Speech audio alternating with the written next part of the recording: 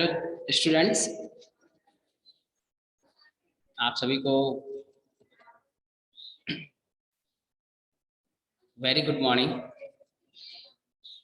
आज हम फिर अपने विषय वित्तीय प्रबंध के अंदर पूंजी लागत की गणना किस प्रकार कर सकते हैं उस पर आज हम चर्चा करेंगे। लास्ट पार्ट में हमने पूंजी की लागत के अंतर्गत ऋण पूंजी की गणना, पूर्वाधिकार अंशों की गणना एवं समता अंश पूंजी की लागत की गणना किस प्रकार की जाती है उसके अलग अलग फॉर्मूले पढ़े। उसमें before tax after tax calculations कैसे होगी उसके बारे में हमने चर्चा की। आज हम उसके आगे जो रिटेन अर्निंग है उस पर कॉस्ट ऑफ कैपिटल कैसे कैलकुलेट होगी and overall cost of capital, यानी अभी तक तो हमने individual cost of capital calculate किया। Individual cost of capital means समता पूंजी लागत, पूर्वाधिकार पूंजी लागत, ऋण पूंजी की पूंजी लागत या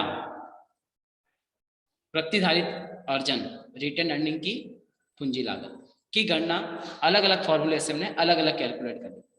बट जब किसी कंपनी की पूंजी संरचना में पूर्वाधिकार अंश, ऋण पूंजी, समता अंश, प्रतिधारित अर्जन, इन सब का समावेश है, तो उस कंडीशन में कंपनी की पर्टिकुलर इंडिविजुअल कॉस्ट हमें कैलकुलेट करनी पड़ेगी, पर साथ ही साथ हमें ओवरऑल कॉस्ट ऑफ कैपिटल भी कैलकुलेट करना होगा कि कंपनी की पूंजी की लागत कितनी है।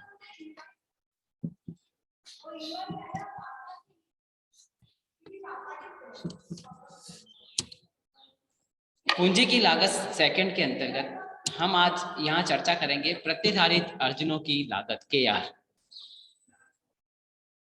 संस्थाओं द्वारा परिचालन लाभों में से ब्याज, कर, पूर्वाधिकार लाभांश का भुगतान करने के पश्चात उपलब्ध लाभों में से अपनी लाभांश नीति के अनुसार कुछ भाग अंशधारियों में वितरित कर दिया जाता है, जिसे पे आउट कहा जाता है।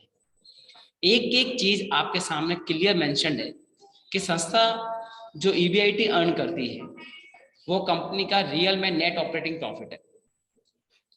उस नेट ऑपरेटिंग प्रॉफिट में से हम डिबेंचर होल्डर्स को इंटरेस्ट, गवर्नमेंट को कॉर्पोरेट टैक्स और पूर्वाधिकार अंशों को डिविडेंड पे करने के बाद जो लाभ बचता है हमारे पास उसको हम profit for equity share holders कहते हैं। यानी उस प्रॉफिट पर अब केवल इक्विटी शेयर होल्डर्स का ही अधिकार है।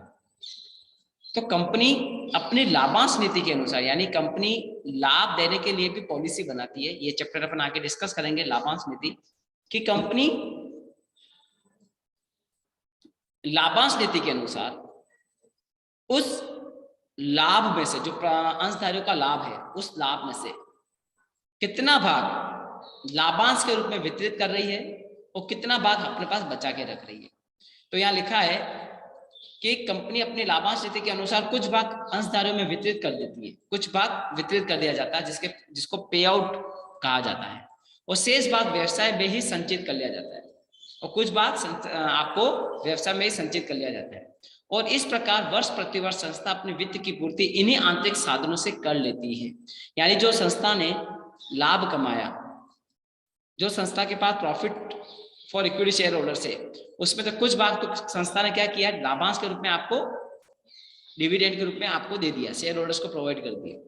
पर जो भाग कंपनी ने अपने पास संचित कर लिया, उन्हीं संचित लाभों में से कंपनी क्या करती है, अपने व्यवसाय के लिए उन लाभों का उपयोग करने लग जाती है। तो एक तरीके से ये जो संचित भाग है ये भी हमारे पास क्या है, एक पूंजी संरचना का एक भाग है और पूंजी उपलब्धता का एक भाग है, यानी that is also source of the funds.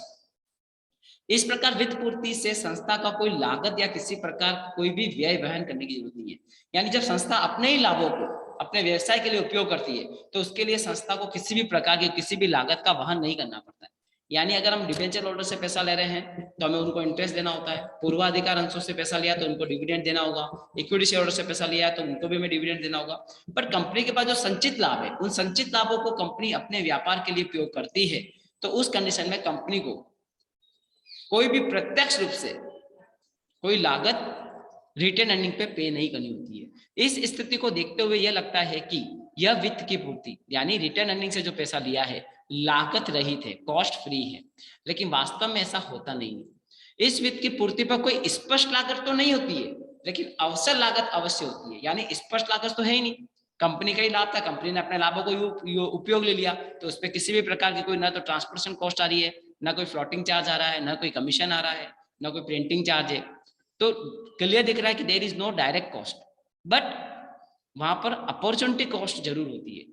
यदि संस्था द्वारा अपॉर्चुनिटी कॉस्ट को कैसे डिफाइन किया यहाँ पर कि यदि संस्था द्वारा लाभों का कुछ भाग संचित नहीं किया जाता, यानी वो लाभ अगर कंपनी संचित नहीं करती तो अंशधारकों द्वारा उस लाभ को कहीं ना कहीं और विनियोजित करके आय प्राप्त कर सकते थे। अगर कंपनी जिन लाभों को संचित कर रही है वो लाभ कंपनी संचित न करके वो लाभ शेयर होल्डर्स को दे देती तो शेयर होल्डर्स उनको कहीं और इन्वेस्ट करते, वहां से भी इनकम प्राप्त करते, तो अंश द्वारा उस लाभ को कहीं और विनियोजित करके आय प्राप्त कर सकते थे। इसलिए संस्था को संचित किए गए लाभों पर उतनी प्रत्याय तो देनी ही होगी जो उनके द्वारा कहीं और विनियोजन करके प्राप्त होती।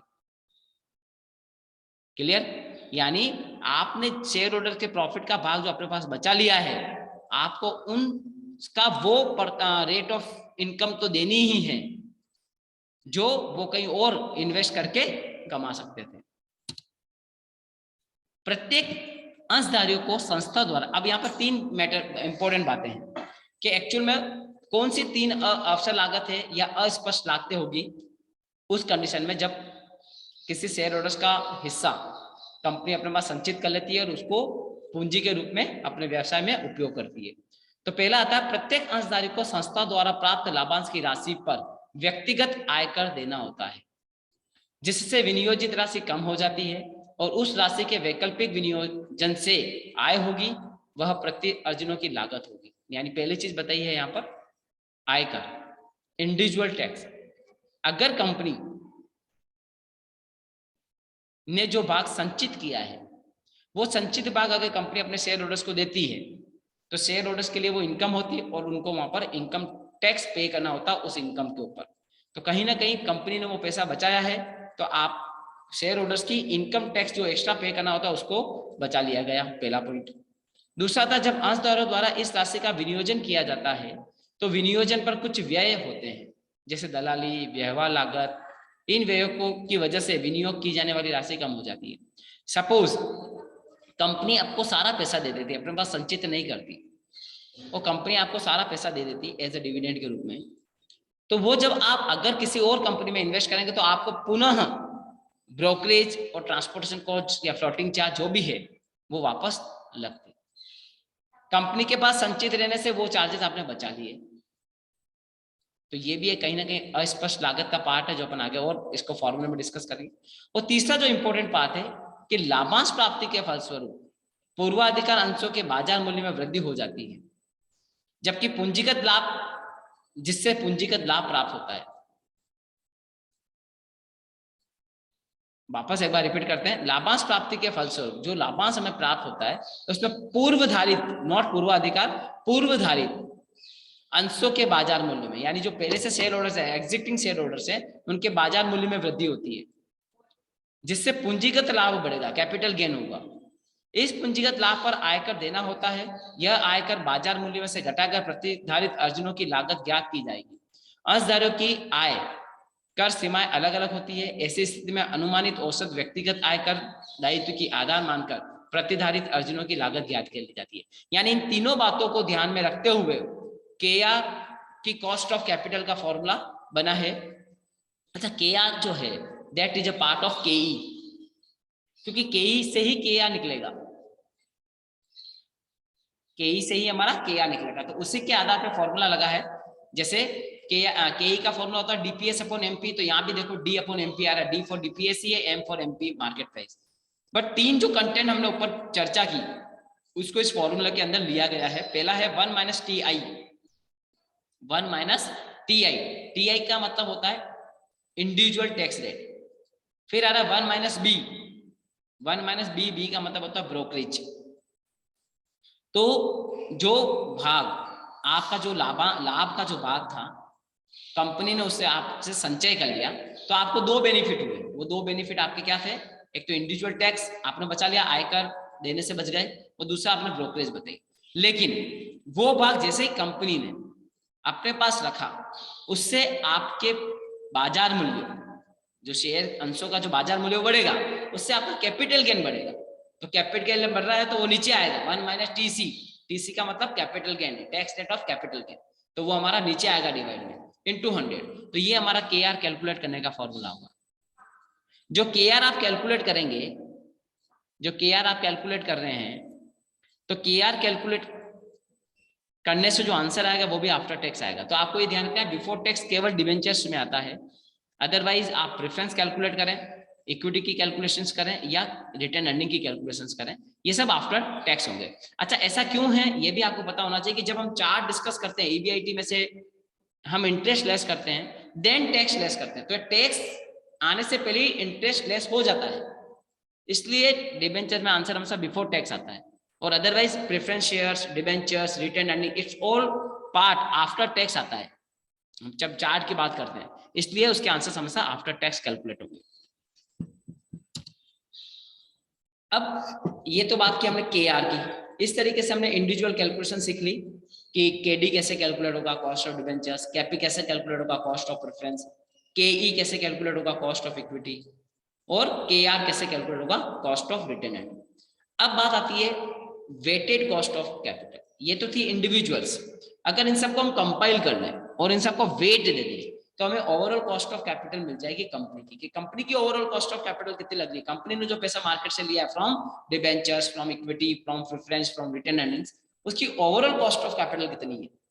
तो वो कैलकुलेट करने के लिए वी नीड या we discuss about capital weighted cost of capital. तो अभी तक हमने पूंजी की विभिन्न साधनों को अलग अलग लागतों को ज्ञात करना सीखा, जिससे यह स्पष्ट होता है कि पूंजी की विभिन्न साधनों की लागत समान नहीं होती है, यानी हर साधन की लागत की गणना और उसके गणना से जो लागत आएगी वो कभी समान नहीं होगी, तथा कोई भी संस्था अपने व्यवसाय में किसी एक ही साधन का उपयोग भी नहीं करती, यानी कोई भी कंपनी अपनी पूंजी संरचना में एक ही प्रकार के साधन से पूंजी की व्यवस्था नहीं करती। कंपनी हमेशा डेब्ट और इक्विटी को साथ लेकर चलती है।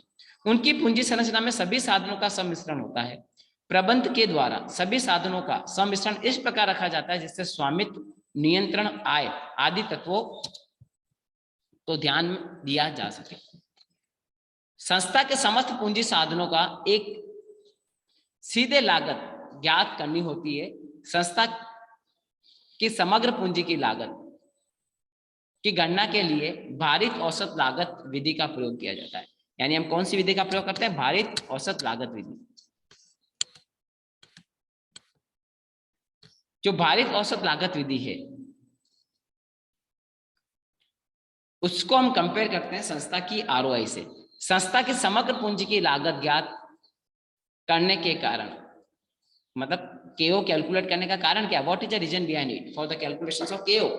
तो केओ कैलकुलेट करने के पीछे जो बेसिक रीजन है वो है कंपैरिजन, कि संस्था की प्रत्याय दर आरओआई, जो रेट ऑफ इन्वेस्टमेंट है, हम उससे कंपेयर कर लें। If the ROI is higher then KO तो इट मींस कंपनी बहुत अच्छी कंडीशंस में है, और if the KO is higher then ROI it means company को जितना रिटर्न हो रहा है उससे ज्यादा तो कॉस्ट लग रही है, कॉस्ट ऑफ कैपिटल लग रही है। तो that is for decision making.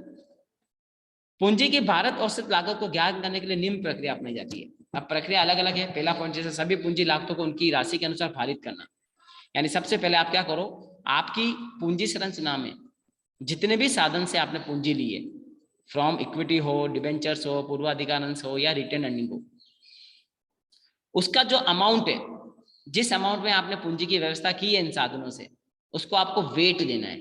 Wait कैसे देना है? तो बहुत आसान है। आपको कुल पूंजी को 1 मानना है। जैसे यहाँ पे 5 लाख, 3 लाख, 2 लाख, टोटल पूंजी कितनी हो गई? 10 लाख। आपको 10 लाख को क्या मानना, 1, यानी टोटल वेट 1 है। 10 लाख इज इक्वल टू 1। अब इस 1 के इक्विवेलेंट आपको वेट देना है, तो वेट कैसे दोगे, जैसे फर्स्ट है समतांश पूंजी 5 लाख, तो 5 लाख अपन 10 लाख तो ये आता है 0.5, फिर 3 लाख अपन 10 लाख तो ये आता है 0.3, और फिर होता है 2 लाख अपन 10 लाख तो ये होता है 0.2। अब आप 0.5, 0.3, 0.2 को ऐड करोगे तो 1 ही आएगा। तो इस तरीके से आप वेट देंगे। वेट देते समय आप हमेशा ध्यान रखना कि आप वेट 1 ही लें, जिससे आपकी कैलकुलेशन आगे इतनी टिपिकल नहीं होगी। फिर आता है सभी पूंजी साधनों की अलग अलग लागत ज्ञात करना। अब आपने वेट तो दे दिया, समतांश पूंजी को वेट दे दिया उसकी पूंजी के आधार पर, ऋण पत्र को आपने वेट दे दिया उनकी पूंजी के आधार पर, पूर्वाधिकार अंशों को आपने वेट दे दिया उनकी पूंजी के आधार पर। अब आपको individual cost of capital calculate करनी है, केडी, केई एंड केपी, आप वो सब कैलकुलेट कर लेंगे।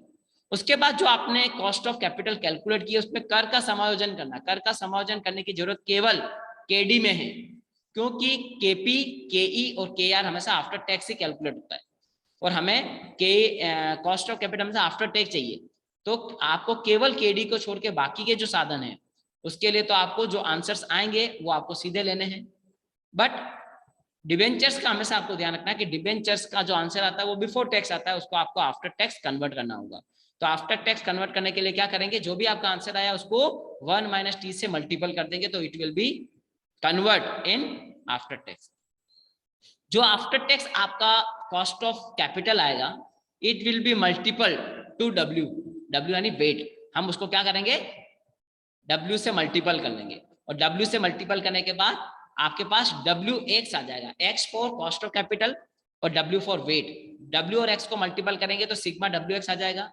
तो फॉर्मूला भी हमारा यही कहता है KO is equal to summation WX upon summation W। तो समीशन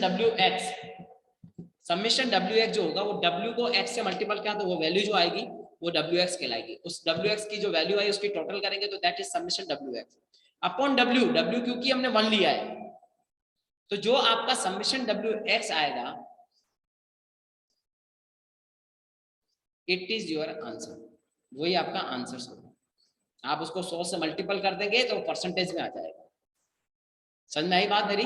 आप क्या करेंगे, पहले वेट दे दें according the value of particular source, डेब्ट, इक्विटी, डिबेंचर्स, इनकी जो डेब्ट, इक्विटी, प्रेफरेंस, इसकी जो भी वैल्यूज गिवन है, जो भी राशि गिवन है, उसको आप क्या करें, वेट दे दें। वेट देने के लिए मैंने बताया टोटल पूंजी जो टोटल कैपिटल उसको 1 मान लें, जिससे आपको आगे कैलकुलेशन में दिक्कत नहीं आए।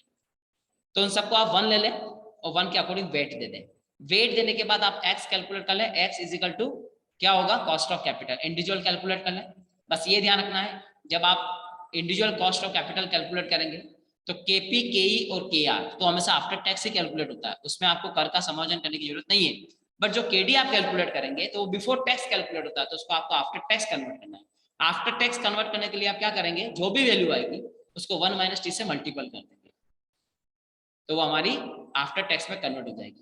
वो जो आफ्टर टैक्स आपके पास कॉस्ट ऑफ कैपिटल आई है इंडिविजुअल, उसको आप क्या करेंगे, that will be denoting as a x।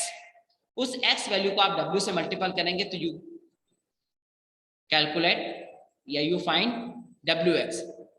उस WX की अगर आप टोटल करते हैं तो that will B summation WX। वो जो WX की टोटल आएगी वो समीशन WX आएगी।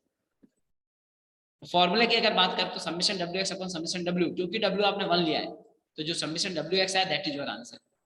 अगर आपको उसको परसेंटेज में कन्वर्ट करना है तो उस आंसर को आप 100 से मल्टीपल कर दें, यानी 2 पॉइंट के बाद 0 लगा दें, 2 वैल्यूज के बाद, तो आपका परसेंटेज में कन्वर्ट होता है। तो इस तरीके से हम क्या कैलकुलेट कर लेंगे, cost of overall cost of capital calculate करेंगे।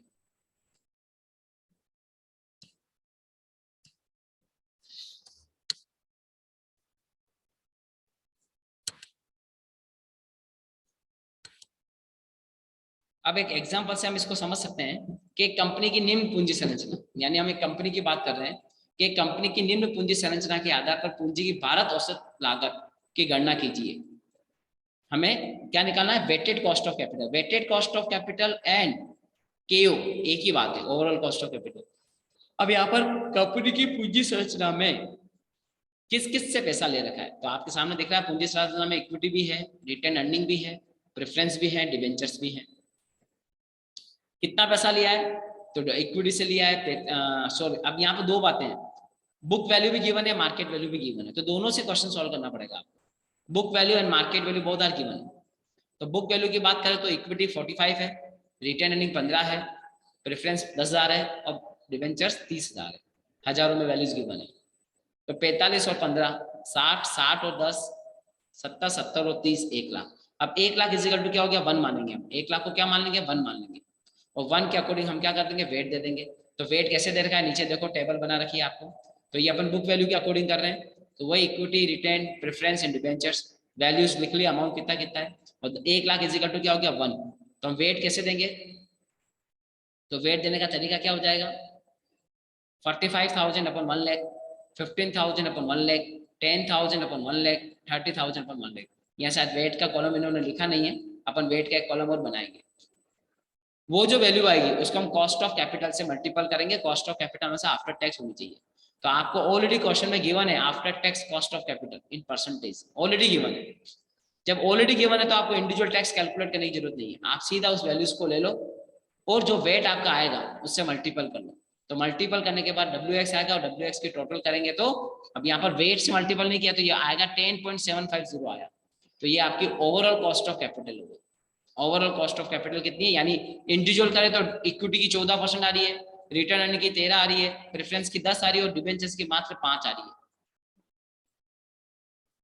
बट इसको अगर कंपाइल कर ले वेटेड के साथ कैलकुलेट करेंगे तो ये हमारी होगी 10.750।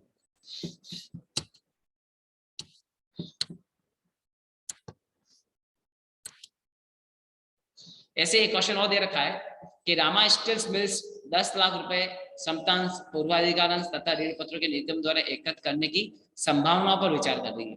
निर्गमों का पुस्तकीय मूल्य बाजार, अच्छा एक चीज और, उस वाले क्वेश्चन में बाजार मूल्य पे भी आपको गणना करनी है। आपने पुस्तक मूल्य पे तो गणना कर ली, बाजार मूल्य पे सेम वैसे ही कैलकुलेशंस करेंगे। 2 क्वेश्चंस करने पड़ेंगे आपको। फिर आता है इक्विटी शेयर्स, जहाँ 5 लाख है, प्रेफरेंस 2 लाख है, ये 3 लाख है, टोटल 10 लाख है, टैक्स रेट 50% दे रखी है। अब यहाँ पर आपको कॉस्ट ऑफ कैपिटल कैलकुलेटेड नहीं है तो हमें कैलकुलेट करनी पड़ेगी। तो इंडिविजुअल कैसे कैलकुलेट करेंगे, तो कंपनी की समतांश वर्तमान मूल्य 150 यानी मार्केट प्राइस दे दी। ये आशा की करती है कि कंपनी 8 रुपए लाभांश का भुगतान करेगी। 8 रुपए लाभांश का, तो आपके ही याद में आना चाहिए। केई के अंदर फॉर्मूला क्या था, केई में 3 फॉर्मूला पढ़े अपन, on the basis of dividend, on the basis of earning, on the basis of growth. Dividends के बेसिस पे तो DPS अपन MP into 100, अर्निंग के बेसिस पे तो EPS अपन MP into 100, और अगर ग्रोथ के बेसिस पे तो डिविडेंड DPS अपन MP into 100 प्लस G या EPS अपन MP into 100 प्लस G। तो यहाँ पर हमारे पास क्या देखा है, MP गिवन और DPS गिवन है। तो 8 अपन 50 into 100 प्लस ग्रोथ दे रखी है 7%, तो 8 अपन 150 into 100 जो भी परसेंटेज आएगा उसमें 7 ऐड हो जाएगा तो आंसर आ जाएगा। लेकिन एक लाइन और है, कंपनी को प्रति अंश 5 रुपए का निर्गमन व्यय करना होता है, तो 150 में से 5 लेस हो जाएंगे, तो यह होगा 8 अपॉन 145 इंटू 100 प्लस 7%। तो ये आपके पास के कैलकुलेट हो जाएगा। ठीक है, अब दे रखा है 11% पूर्वाधिकार अंश। अब ऐसे आप पूर्वाधिकार अंश की कैलकुलेशन करेंगे तो पूर्वाधिकार अंश का जो अंकित मूल्य वो 100 रुपए है, ये 125 में बेचा जाएगा, यानी मार्केट प्राइस 125 रुपए है, और 6 रुपए हमें इसको क्या करना है, भुगतान करना है DPS का। तो KP कैलकुलेट होगा, तो KP कैलकुलेट करने के लिए क्या करेंगे अपन, DPS अपॉन NP इंटू 100। तो अपन क्या करेंगे, 11 रुपीज दे रखा है, सॉरी DPS कितना है, DPS हम पे कर रहे हैं 11%, तो 100 रुपए का 11 कितना हो गया, 100 का 11 कितना होता है 11 रुपए, तो DPS हो गया 11। मार्केट में 125 रुपए मार्केट प्राइस, जो 6 रुपए का हमारा खर्चा हो रहा है, तो 125 में से 6 चला गया तो 119 इंटू 100, तो ये 9.2 आ जाएगा। और सेम चीज अगर बात करते हैं डिबेंचर्स की, कि कंपनी ने 10 वर्षीय 500 रुपए वाले अंकित मूल्य के 9% ऋण पत्र क्या कर रही है, बेच सकती है, ऋण पत्रों को बेचेगी। और ऋण पत्रों के निर्गमन के लिए जो शुल्क है, खर्चा जो होगा वो 2% है अभिगोपन का। और वहीं पूंजी की भारित औसत लागत की गणना करनी है। तो अब KD कैलकुलेट करना है, तो KD के लिए हमें देखना है कि यहाँ KD के लिए 2 फॉर्मूले हैं, एक परपेचुअल एक रिडीमेबल का। तो ये बोला 10 वर्षीय यानी time period is given for redeemable, तो यहाँ पे रिडीमेबल वाला फॉर्मूला लगेगा। रिडीमेबल वाला फॉर्मूला क्या होगा, रिडीमेबल वाला फॉर्मूला हमारा क्या होगा, सबसे पहले आई, फिर RV upon NP into 100, RV minus NP upon N, फिर overall RV plus NP upon 2 into 100। पहले आप फॉर्मूले से कैलकुलेट करेंगे वैल्यू, और उसके बाद ये ध्यान रखना है कि क्योंकि हम केडी कैलकुलेट करना है तो उसको हमें किस में कन्वर्ट करना पड़ेगा, आफ्टर टैक्स में। तो आफ्टर टैक्स में कन्वर्ट करने के लिए हम क्या करेंगे, जो भी वैल्यू आएगी उसको मल्टीपल करेंगे 1 माइनस टी से। तो 1 माइनस टी से जो वैल्यू आएगी वो हमारी केडी कहलाएगी। नेक्स्ट जो वैल्यूज आएगी तो हम वेट दे देंगे, जैसे 5 लाख, 2 लाख, 3 लाख, इन सबको क्या माना 1 के अकॉर्डिंग वेट दिया तो 0.5, 0.2, 0.3 आ गया। उसको हमने कॉस्ट ऑफ कैपिटल से मल्टीपल कर दिया तो वेटेड एवरेज आ जाएगा हमारा। अब वेटेड एवरेज की अगर टोटल करते होता 0.09485, ये हमारी समेशन WX आई। अब इसको हम क्या करेंगे 100 से मल्टीपल कर देंगे, तो 100 से मल्टीपल करेंगे तो 2 डिजिट के बाद 0 लग जाएगा, तो इट विल बी 9.485%। ये आपकी ओवरऑल कॉस्ट ऑफ कैपिटल आ गई। तो ये हमारा जो कॉस्ट ऑफ कैपिटल की कैलकुलेशंस हैं, कई बार आपको ध्यान रखना एग्जाम्स टाइम में एक क्वेश्चन बड़ा जो आता है वो कॉस्ट ऑफ कैपिटल का आता ही है। तो जब आप कॉस्ट ऑफ कैपिटल की तैयारी करें तो उसमें वेटेड कॉस्ट ऑफ कैपिटल का एक क्वेश्चन अच्छे से तैयार कर लें। ये आपके फाइनल ईयर या सेकेंड ईयर में जहाँ भी आपकी सब्जेक्ट चलता है उसमें 20 मार्क्स का क्वेश्चन आता है weighted cost of capital calculate करने के लिए। तो ये जो 2 एग्जाम्पल्स मैंने आपको दिए हैं, अगर आप इन 2 एग्जाम्पल्स को सॉल्व करते हैं तो आप इजीली इस क्वेश्चंस को सॉल्व कर पाएंगे। Thank you so much.